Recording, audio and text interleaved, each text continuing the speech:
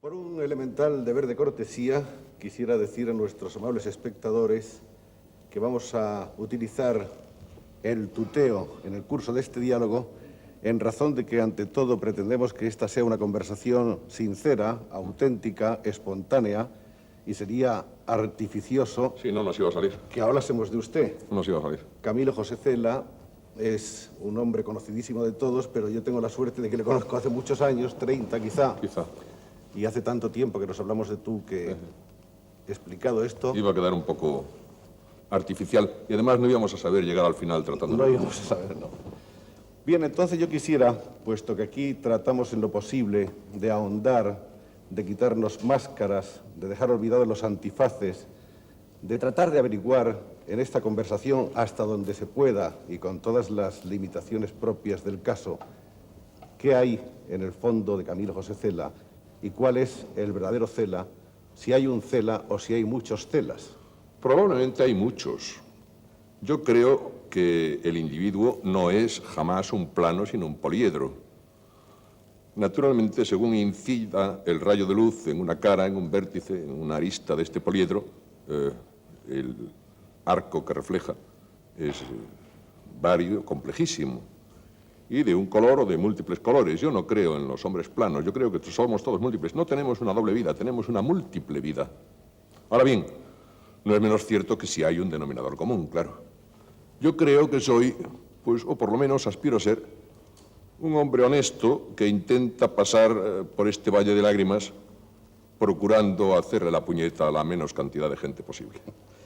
Hay, sin embargo, una serie de imágenes que podemos denominar populares de Camilo José Cela. Bueno, eso es inevitable. Todos arrastramos nuestra leyenda, negra, rosa, blanca, o verde o del color que tú quieras. Hay un Cela en un momento de su vida, según cuentas en algunas de las cosas que has escrito sobre ti, un Cela que es violento y pegón, un Cela tierno y tímido. De muchacho era violento, pero lo que pasa es que era pegón, pero también era cobrón, porque en las peleas no cobran más que los que se meten en ellas. Y a fuerza de... me pasó como a los pulpos, a fuerza de darme con la mano, pues me fueron... Sin embargo, tú has contado que tuviste una infancia dorada, francamente hermosa, dorada. Quizá... Vamos, yo cuando era pequeño y me preguntaban mis tías o alguien qué quería ser cuando fuese mayor, yo me echaba a llorar porque no quería ser nada, ni mayor siquiera. Estaba muy contento de niño. En cambio, en La Rosa, que me parece que es el único tomo publicado de tus memorias... Sí, y yo querría haber hecho más. En fin, no han rodado por ahí las cosas. Sí te puedo asegurar que no he hecho el vago, yo no soy un holgazán, tú lo sabes bien. Ahora bien, he estado metido en otras cosas y no he publicado más que La Rosa, que son mis memorias. Bueno, mis relativas memorias, son hasta los 7 años. Pero ahí apuntas ya en un inciso que hay más o menos hacia las últimas páginas del libro que tu pubertad había de ser siniestra. Se anunciaba un poco, sí. Yo me acuerdo, cuando llegamos a Madrid, yo descubrí, cuando vine a Madrid, porque yo vivía en el campo, en casa de mis abuelos, que si me portaba muy bien durante toda la semana, que no me dejaban salir del jardín, si me portaba muy bien, los domingos por la mañana podía ir a la catequesis, tú imagínate. Ese era el premio que recibía. Y al llegar a Madrid descubrí la libertad. Y descubrí jugar a las bolas en la calle, jugar al fútbol en los solares, andar en los topes de los tranvías, etcétera, etcétera. Y una de las cosas que yo hacía, claro, uno piensa estas cosas que hace un muchacho de 12 años o 13. Yo me iba muy lejos de mi casa. Me iba, por ejemplo, a la calle de Toledo, por allí. Esas casas del Madrid antiguo, cuyas escaleras de madera crujían, y subía. Y ahí esperaba, todo estaba penumbroso, a que subiese una señora que venía de la compra, la pobre, pues con su cesta, con sus cosas. Y entonces yo bajaba de 3 en 3 o de 4 en 4 las escaleras, pegando gritos y saltaba por encima de la señora. Claro, el susto que le daba a la pobre, que no, sin comerlo ni beberlo. Ahora, yo me he pensado muchas veces después, ¿por qué hacía yo eso? Pues no lo sé. La respuesta... No lo sé. Está todavía... No, por venir. Tuviese una soterrada vocación de gamberro, es muy posible, es muy posible. Bueno, por otra parte, y esa es otra de tus imágenes exteriores, durante un cierto tiempo cultivaste el epatar un poco a la gente, ¿no? En absoluto. No. Lo que pasa es que la gente es muy epatable. Pero recibir a los periodistas en la bañera... Pues que no entren. Dejarse la barba en un momento en que nadie lleva barba. Me la quité cuando empezaron a dejársela a los hijos de familia. En fin, había ahí un cela que no estaba del todo explicado, que ya No, incluso no, siendo ni se académico, explicará nunca, probablemente. que ya siendo académico, cuando inauguran un monumento en vida, uno de los pocos monumentos en vida en este país de monumentos post-mortem, Sí. de una manera El increíble, mío fue ante-mortem. te arrojas al agua de la Bueno, fuente. tiene su explicación. Los periodistas dijeron que había sido una cosa de exhibición. No. Si hubiera sido una cosa deliberada, me hubiera quitado el reloj, que se me estropeó, y no hubiera tenido que poner a secar en el espejo del cuarto de baño 3.200 pesetas que llevaba en el bolsillo, y que menos mal que recuperé. Yo llevaba un discursito aprendido para dar las gracias. Primero hablaron las autoridades y fuerzas vivas, dijeron cosas pues muy cariñosas, muy elogiosas, muy inmerecidas. Y cuando me llegó el momento, me olvidé por completo de todo. Y entonces, no sé, empecé a andar, metí un pie en el pilón aquel, estaba el agua buena, metí el otro pie, después me metí entero y llegaron corriendo unos electricistas que a uno al pobre le dio un ataque porque era epiléptico y hubo que llevarlo a un hospital. Porque por poco me electrocuto, porque había un cable o no sé qué, lo cual hubiera sido una buena muerte, claro. De cualquier manera, Cocido en mi propia salsa. hay un cela muy poliédrico en este Todo el caso. mundo lo es. Un cela Todo que el mundo lo ha sido torero, He sido de todo lo que haya que decir. ha sido funcionario, ha sido actor de cine. Todo lo he sido tangencialmente. Yo ¿Cuántas quise otras saber lo cosas? que era todo eso. Y para saber lo que era todo eso, la única manera que había era meterme. Yo tenía, no sé si por algún lado andará, un carnet del Sindicato del Espectáculo como torero, grupo tercero C, plazas abiertas y sin enfermería. Que es donde te sueltan toros. Dicen con 5 años, no, con 7. Y que como sueltan todos los años el mismo, porque no hay quien lo mate, pues tú verás. De modo que la experiencia no era muy alentadora. No, porque yo tenía un grave inconveniente para ser torero, que es que no sabía torear. Y como por otra parte no me quitaba, pues me quitaba el toro. Y claro, me daban cada tunda que me doblaban.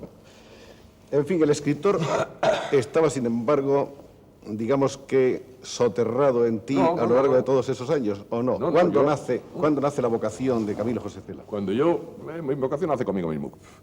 Cuando yo toreaba, ya había publicado media docena de libros. Y cuando hice 3 películas, ¿a cuál más mala? ¡Qué horror!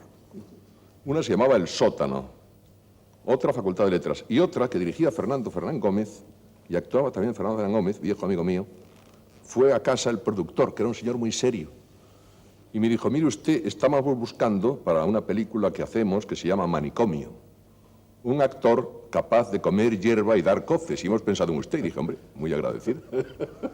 Y yo comía hierbas de un florero, y después me apoyaba sobre la mesa y daba 2 coces al aire. Pero una pobre extra que había allí no se quitó a tiempo, y hubo que repetir la escena y buscarle una suplente, claro, porque quedó muy deteriorada.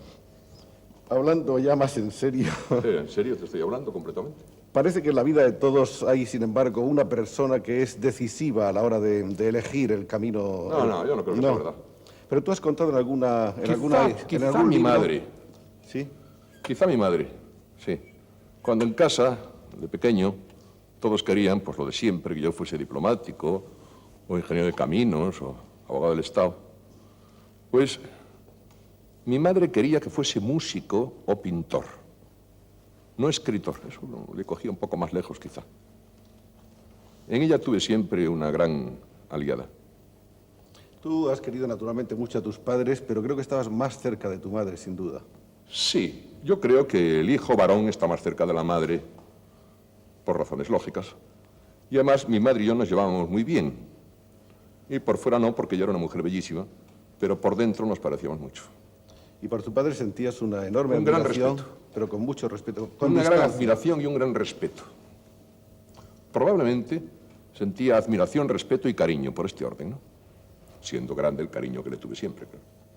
¿Conservas algún recuerdo de tu padre? Sí, lo traje, claro, para que tú lo vieses. Cuando se murió mi padre, esta castaña la cogió él en la playa de Foz, en la costa cantábrica gallega, en la provincia de Lugo, en el año 1903, y la llevó siempre en el bolsillo y se puso brillante y preciosa. Y mi madre, cuando él murió, me dijo, hijo, yo soy el hijo mayor, toma esto para ti. Y en el momento de dármela se me cayó al suelo y se me partió en 2 pedazos. Y le puse ese aro de oro, claro, porque me daba, no sé, como cargo de conciencia, ¿no? Es para ti entonces uno de los recuerdos más preciosos de Sí, tu vida. entrañable, absolutamente entrañable, claro. lógicamente. Él la llevó siempre en el bolsillo del chaleco. Lo que pasa es que no se lleva chaleco más que para venir a la televisión. Y claro, pues no, la tengo guardada, ¿no? Pero yo he leído en alguna parte que Pedro Salinas tuvo algo que ver con, Sí, sin duda. con la elección de tu carrera. De los múltiples maestros que tuve a lo largo de mi vida o profesores, no olvides que a mí me echaron de 3 colegios de frailes. Pues el único por el que guardo verdadera veneración y respeto es por Pedro Salinas, que fue el que con una paciencia benedictina me corregía los versos y me animó a escribir. Yo sentí por él siempre un gran respeto. Y ahí me echaron de los colegios, me echaron de 3, como te digo, y los frailes, con los niños que echaban entonces, vamos, de los colegios, hacían lo que hacen los bancos con los comerciantes que no pagan las letras, que se los comunicaban. El RAI. Y entonces ya no me quisieron en ningún colegio en Madrid, claro. Y yo fui de los últimos españoles que padecí la institución del preceptor. Esto yo andaba por la calle de cura propio. Don Nazario R. sería Rodríguez, no sé, de Madrid, que era un cura que debajo de la sotana, en vez de pantalón, llevaba albornoz. No sé, claro, ¿por qué? Ni a qué obedece. Y llegué a tener tal alergia que hasta hace muy pocos años, en cuanto veía un cura, cruzaba de acera. Ahora ya se me está quitando. Se conoce como ellos andan de paisano, pues ya. Hasta el cura de la Bonanova, en Palma de Mallorca, va a cenar los lunes a casa. Y me parece un hombre encantador, que por cierto ha prometido regalarme un jilguero, a ver si dicho así por televisión. Sí, se acuerda. Sí, se acuerda, sí. Tú eres muy aficionado a los animales. Sí. Y sobre todo a los animales más bien tiernos, humildes y sencillos. Sí. En casa de Camilo José es frecuente encontrarse de pronto con grillos. Sí, Sobre todo los grillos te gustan, ¿por qué? mucho, sí. Son muy bonitos los grillos. Y cantan muy bien. Y saben muy bien. Porque un día que estábamos en una terraza de un bar y pasó un grillo y una señora, ¡ay, qué horror, una cucaracha! Hay que decirle, señora, usted perdone, no es una cucaracha, es un grillo. Y yo me lo comí, claro, para darle a entender que no era especie malsana. Y a la señora se la llevaron, no sé. Hay señoras muy dengues y muy cursis, pero yo siento, a medida que voy para mayor, una gran admiración por las cursis, porque son muy agradecidas. Camilo José, Dime. eras un poeta en principio, en el punto de partida de No tu sabe carrera. lo que es, uno no es un contribuyente. Quiero uno decir, es- escribías yo qué sé. versos, Es que sigo escribiendo versos, lo que pasa es que no me los publican. pero los versos fueron tu primera etapa como escritor. Sí, mi primer libro es un libro de versos, Pisando la dudosa luz del que día. es un verso de la fábula de Polifemo de Góngora. Eso es. Y más tarde hubo otro libro o proyecto de varios libros en uno que fue El monasterio y las Y las palabras, sí. Donde se prometían otra serie de libros que no Pero no llegaron. salieron, no. No salieron. En esto de la literatura, todo lo que sean proyectos y nada es todo uno. Un libro no existe hasta que está en los escaparates de las librerías. Ahora a mí me gustaría que tú en este momento te olvidaras un poco de la ironía que te es tan propia y te confesaras de una manera más abierta. Yo, más abierto. Pero eres o no eres más un poeta que otra cosa. Sí, yo qué sé, probablemente sí. Es más, yo diría incluso que tú eres un hombre mucho más tierno de lo que aparentas, Puede ser. quizá tan tierno que por no ser vulnerable ante los demás, te disfrazas un poco con ese aire. Esto no se sabe porque tampoco es un disfraz. También es una de aquellas facetas de las que hablábamos antes. Es posible que uno sea todo esto al tiempo, ¿no? Hay quien dice que hay una cara para cada ocasión, una cara para cada momento. Pues es probable que sí. Esta es tu cara honesta y verdadera. Es la que tengo, vamos. ¿no? Es la que tengo. Bien, aparece en el palenque de las letras Camilo José Cela con La familia de Pascual Duarte, novela que causa, como saben ustedes, una revolución. ¿Cómo recuerdas ese momento? ¿Te das cuenta ahora de lo que significó para ti? No. Ni para mí ni para nadie. Con estupor. Cuando el libro salió en diciembre del año 42. Hace ya 33 años. Qué barbaridad. Y entonces yo fui corriendo a Espasa, a la librería de Espasa, ahí en la Gran Vía, a ver si estaba. Y estaba allí en un montoncito de libros de novedades. Había varios libros y La familia de Pascual Duarte, 8 o 10 ejemplares. Y no la cogía nadie. Bueno, paciencia. Y yo esperé y de repente llegó un señor, la ojeó, se conoce que no le gustó y la dejó. Bueno, mala suerte. Siguió andando y se compró La guerra de las Galias, de Julio César. Volvió sobre sus pasos, volvió a ojear La familia de Pascual Duarte y la compró también. Era la primera persona que yo sabía que había comprado un libro mío. Tomó los 2 libros debajo del brazo, salió a la calle Y yo me acerqué, entonces era, claro, pues 30 y tantos años más joven y 40 kilos más.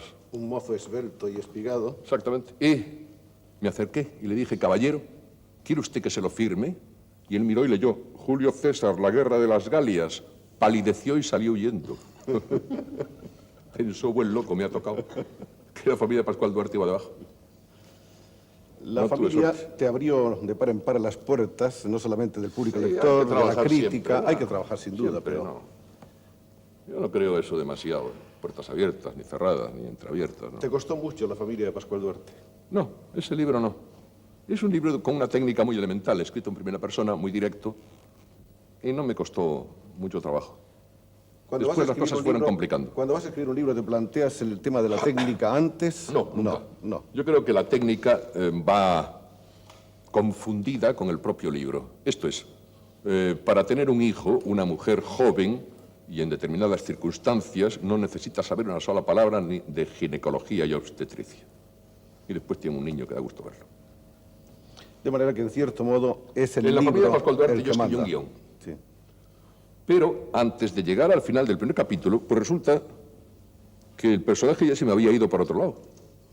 Y entonces yo pensé, pues el guión ya me va a servir de poco, claro.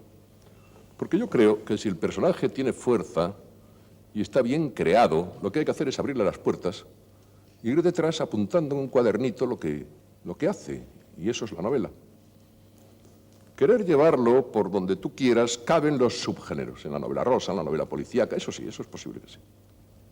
Hay una cosa que a mí me ha maravillado siempre de la labor de Camilo José Cela, que es la aproximación humana, entrañable, sobre todo a los paisajes.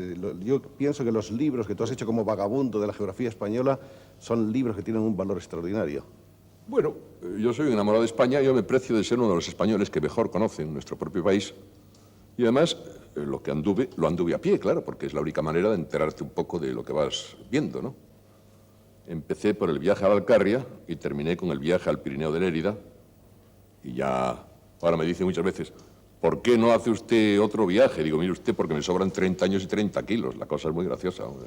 Hágalo usted. Le hemos pedido a Camilo José Cela que nos traiga el manuscrito del viaje a la Alcarria y Este es el está viaje a la aquí. Alcarria. Es un manuscrito, bueno, los manuscritos de Cela son todos muy interesantes porque escribe con una letra Yo, sí, aquí, menuda y minuciosa. Primero, espérate. No sé dónde está. Pero primero están las notas que fui tomando por el camino. A ver si aparece. No, seguramente no aparece. Aquí está. Estas son las notas que iba tomando por el camino. Que son, claro, a medida después que lo iba viendo, iba tachando, ¿no? En un cuaderno, porque claro, si escribes en cuartillas te vuelan. ¿No comprendes? Y después, sobre estas notas de viaje, fue cuando escribí el libro, que es este.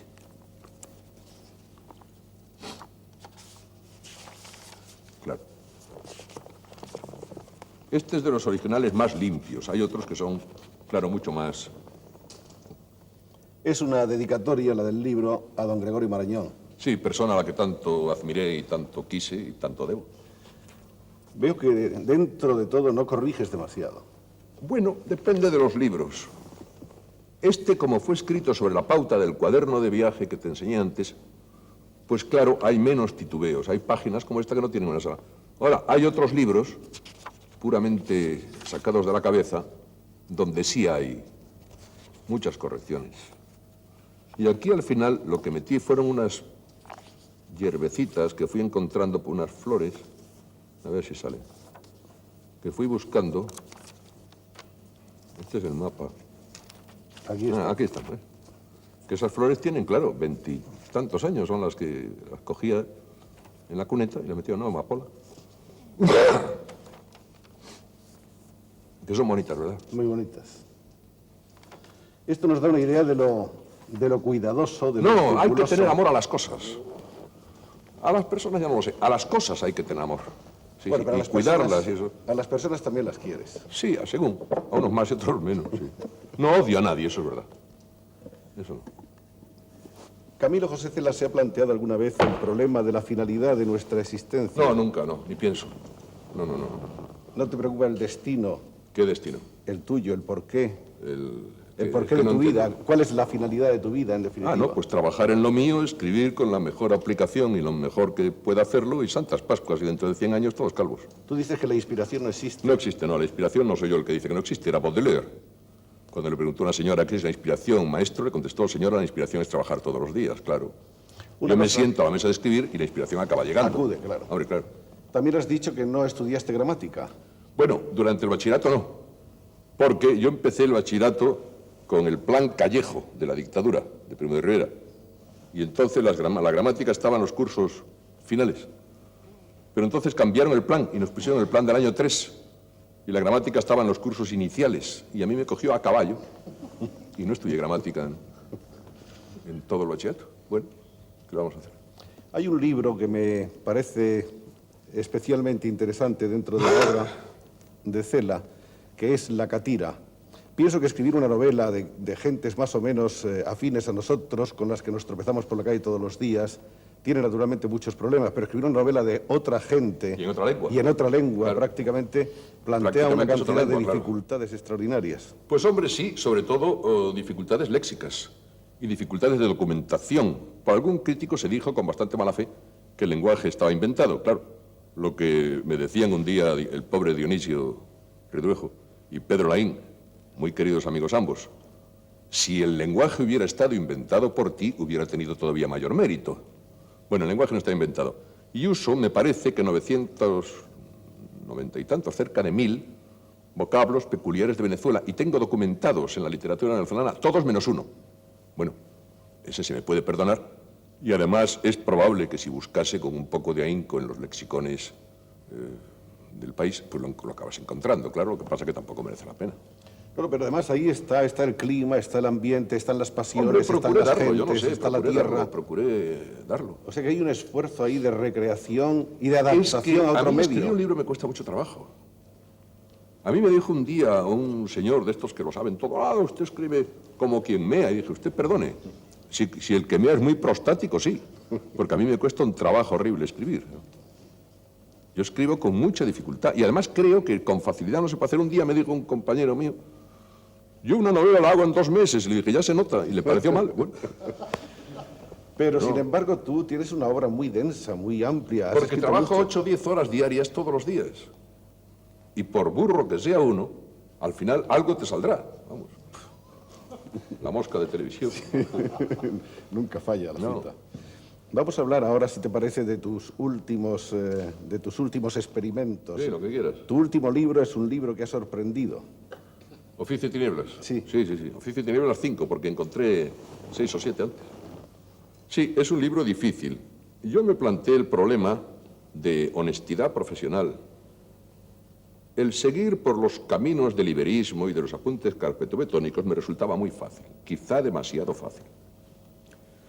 Y en la facilidad está el peligro. Esto es, por aquel camino, que por otra parte, pues la crítica lo trataba bien, era muy rentable, yo lo podría dictar a una mecanógrafa, a una taquígrafa o a una máquina de estas.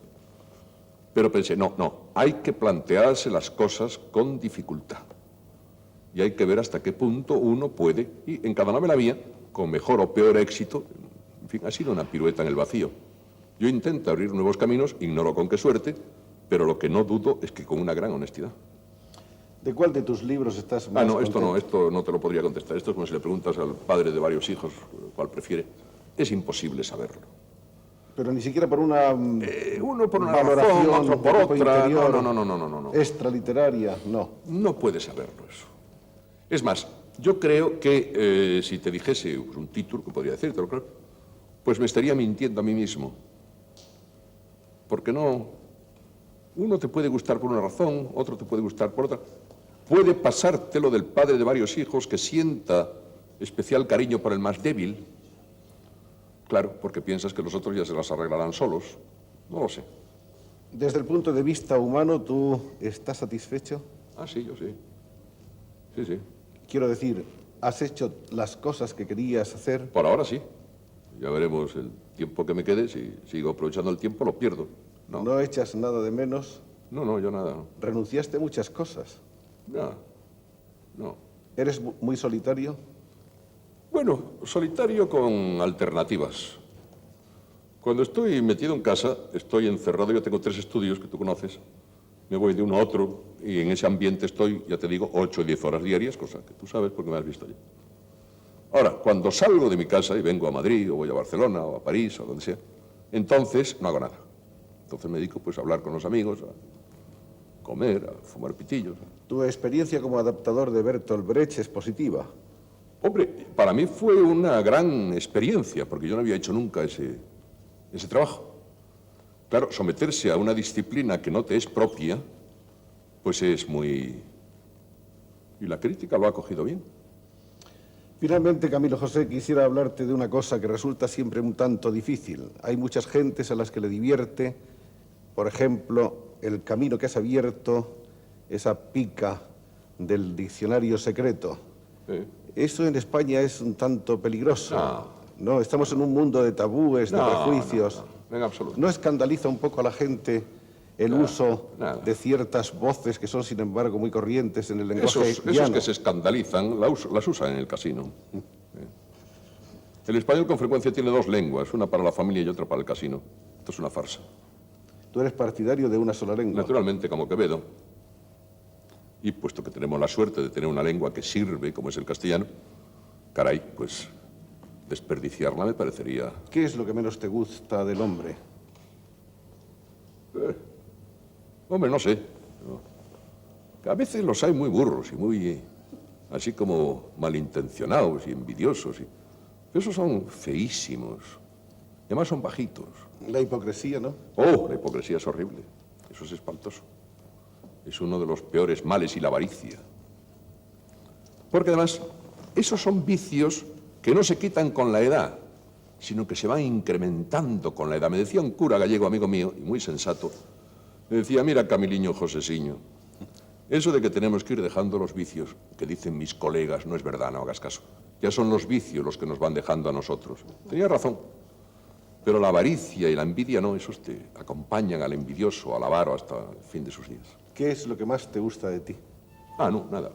Creo que soy un hombre corriente y molente, ¿no? Lo que te gusta menos. Pues tampoco. Yo me conformo con ser como soy, vamos, no me he planteado esto. ¿Qué estás haciendo ahora? ¿Qué escribes? Tú también sabes que yo tengo siempre muchas carpetas abiertas. Pues a veces me meto con una, a veces cambio a otra. No se sabe nunca hasta llegar al final. Eso no. Te decía antes que un libro, hasta que se publica, no sabes lo que has hecho. Ni siquiera lo que es. Una vez empezado un libro, lo abandonas durante una temporada. Según, a veces sí, a veces no. Hay aquí un libro, bueno, hay varios libros escritos y muchas tesis acerca de la obra de Camilo José Cela. Este es uno que estudia el sistema estético de Camilo José Cela. De Olga Przewaliński. Sí, y hay otro de Alonso Zamora Vicente. Muy bueno. Muy bueno. Sí. ¿Qué opinas tú de cómo te diseccionan? Bueno, a mí esto me producía, ahora ya no, como estupor. Esto de sentirse uno como una lagartija que la están abriendo ahí encima de una mesa de mármol, pues queda un poco raro. Y al final, pues no te das mucha cuenta de que eres tú mismo, ¿no? Y descubren una serie de cosas que, claro, algunas serán verdad, otras serán mentira, pero en las que tú no habías pensado tú mismo, no habías pensado nunca. Tú descubres de pronto, como te descubre Olga, por ejemplo, que hay en ti, en unos momentos determinados, un gran lírico, un enorme poeta con una vibración poética profunda, un hombre que juega de pronto con los contrastes. Sí, es posible, es posible. Que a veces sorprende con trallazos incluso vulgares y violentos. Todo esto es posible. Y eso es también... Ahora, en ningún caso es deliberado, claro. Diríamos que todo eso es en todo caso la poliédrica personalidad de Cela. No mía, sino de todos. De todos. Sí, sí, tuya y de todos los que nos están... Pero quizá hay escritores más lineales, ¿no? Hombre, sí, claro, y más complicados o más complejos o más poliédricos también, esto es evidente. El poliedro en ningún caso es unidad de medida.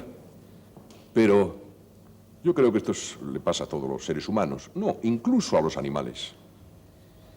Yo tengo perros, por ejemplo, y uno de los perros que tengo es un perro loco y surrealista, que no puedes hablar con él o dialogar con él porque hace semejantes locuras, está tan demente que hay que decir cálmate un poco y marcharte. ¿Qué crees? Y sin embargo, pues a un hermano suyo pues es muy sensato y menos simpático también. ¿Qué te gustaría que la gente piense de ti?